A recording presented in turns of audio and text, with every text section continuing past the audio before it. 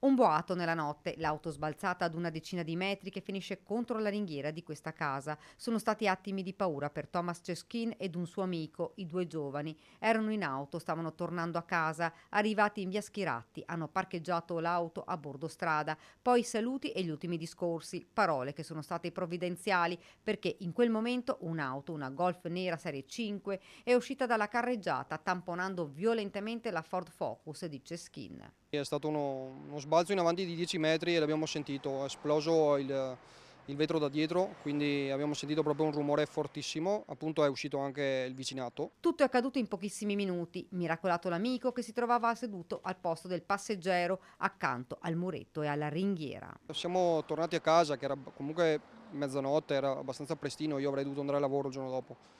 Lui stava scendendo, stavamo finendo un discorso e per fortuna non è sceso. Cioè, Se no rimaneva schiacciato.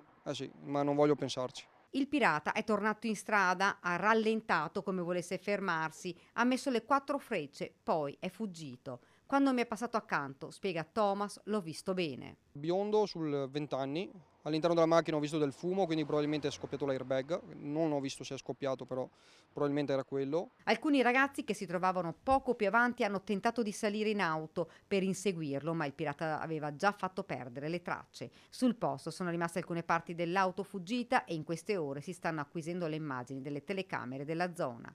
L'appello di Thomas.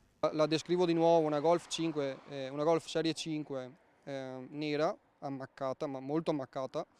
Se qualcuno sapesse qualcosa di contattarmi o comunque di contattare le autorità. A lui invece cosa ti senti di dire all'automobilista? Di farsi avanti perché più passa il tempo e più rischia.